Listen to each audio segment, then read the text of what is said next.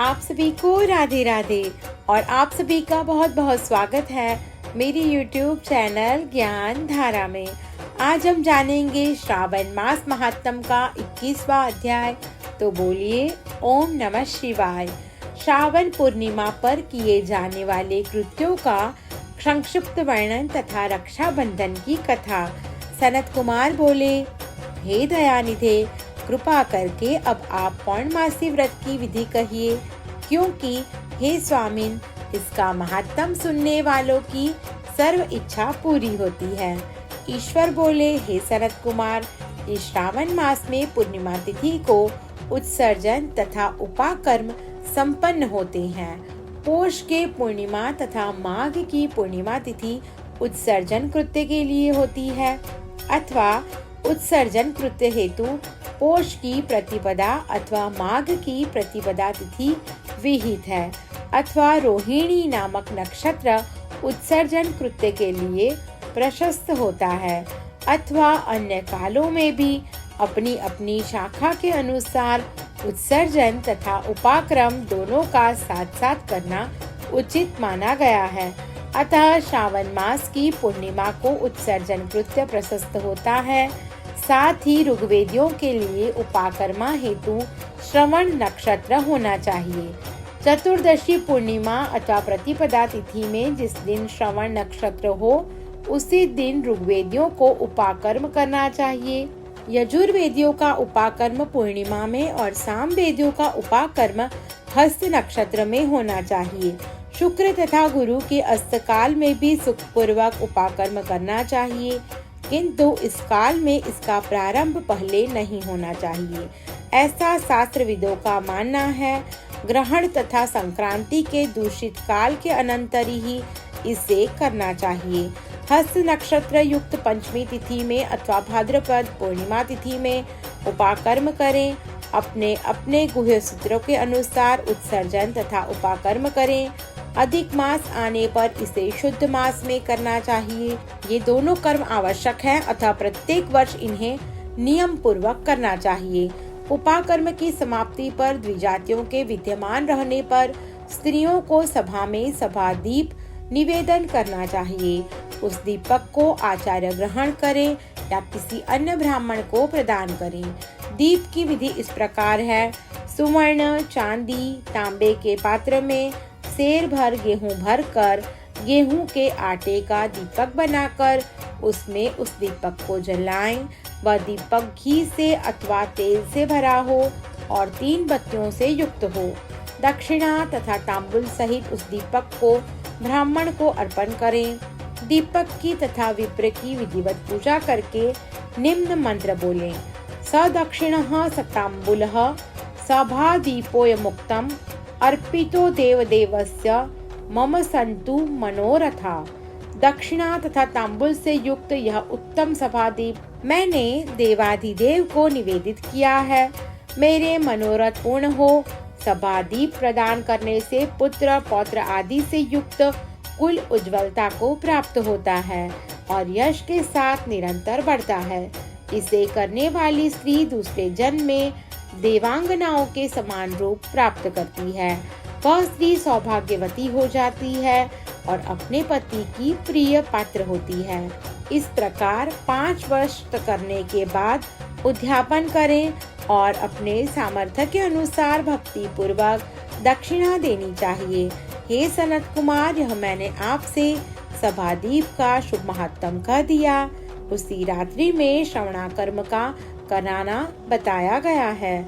उसके बाद ही वहीं पर सर्प बलि की जाती है। अपना अपना गृह सूत्र देखकर ये दोनों ही कृत्य करने चाहिए। हयग्रीव का अवतार उसी तिथि में कहा गया है, अतः इस तिथि पर हयग्रीव जयंती का महोत्सव मनाना चाहिए। उनकी उपासना करने वालों के लिए यह उत्सव नित्य करना बताया गया है। श्रावण पूर्णिमा के दिन श्रवण नक्षत्र में भगवान श्री हरि हयग्रीव के रूप में प्रकट हुए और सर्वप्रथम उन्होंने सभी पापों का नाश करने वाले सामदेव का गान किया। इन्होंने सिंधु और वितस्ता नदियों के संगम स्थान में श्रवण नक्षत्र में जन्म लिया था। अतः श्रावणी के दिन वहां स्नान करना सभी मनोरथों को पूर्ण करने वाला बताया गया है। उसी दिन वहां शांग धनुष चक्र तथा गदा धारण करने वाले विष्णु की विधिवत पूजा करें। उसके बाद सामगान का श्रवण करें, ब्राह्मणों की हर प्रकार से पूजा करें और अपने बंधु बांधवों के साथ वहां क्रीड़ा करें तथा भोजन करें। स्त्रियों को चाहिए कि उत्तम पति प्राप्त करने के लिए उद्देश्य से जल क्रीड़ा करें।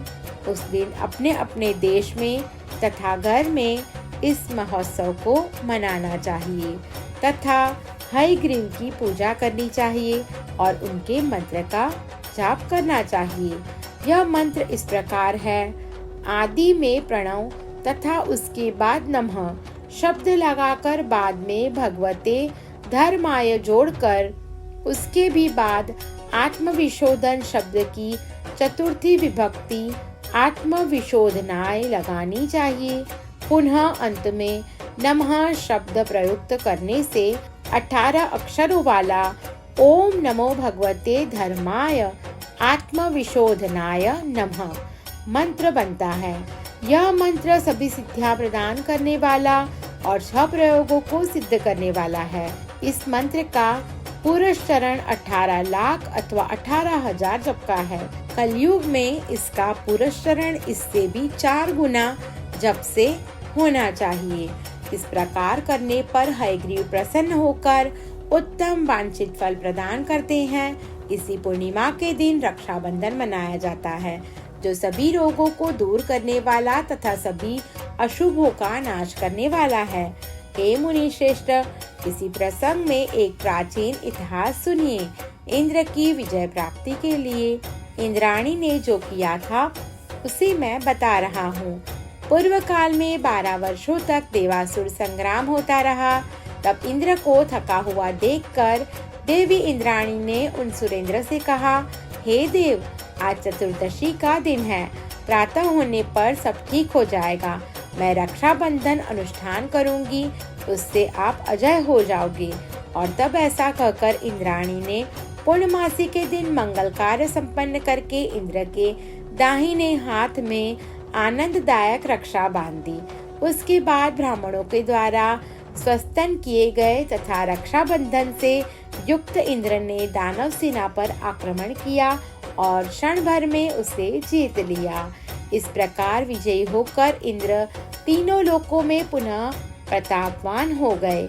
हे मुनीश्वर, मैंने आपसे रक्षाबंधन के इस प्रभाव का वर्णन कर दिया, जो कि विजय प्रदान करने वाला, सुख देने वाला और पुत्र, आरोग्य तथा धन प्रदान करने वाला है। सनत कुमार बोले, हे देव श्रेष्ठ, यह रक्षाबंधन किस विधि से, किस तिथि में तथा कब किया जाता है? हे देव, कृपा करके इसे बताइए। हे भगवान, जैसे जैसे आप अद्भुत बातें बताते जा रहे हैं, वैसे वैसे अनेक अर्थों से युक्त कथाओं को सुनते हुए मेरी तृप्ति नहीं हो रही है। ईश्वर बोले, बुद्धिमान मनुष्य को चाहिए कि श्रावण का महीना आने पर पूर्णिमा तिथि को सूर्योदय के समय श्रुति स्मृति के विधान से स्नान करें। इसके बाद संध्या जप आदि करके देवताओं, ऋषियों तथा पितरों का तर्पण करने के बाद सुवर्णमय पात्र में बनाई गई सुवर्ण सूत्रों से बंधी हुई मुक्ता आदि से विभूषित विचित्र तथा स्वच्छ रेशमी तंतुओं से निर्मित विचित्र ग्रंथियों से सुशोभित पदगुच्छों से अलंकृत और सशर्प अक्षतों से गर्भित एक अत्यंत मनोहर रक्षा अथवा राखी बनाएं।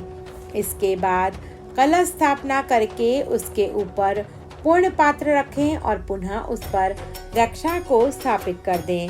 उसके बाद रम्य आसन पर बैठकर सुरजनों के साथ वारांगनाओं के नृत्य गान आदि तथा क्रीड़ा मंगल कृत्य में संलग्न रहें। इसके बाद यह मंत्र पढ़कर पुरोहित रक्षाबंधन करें।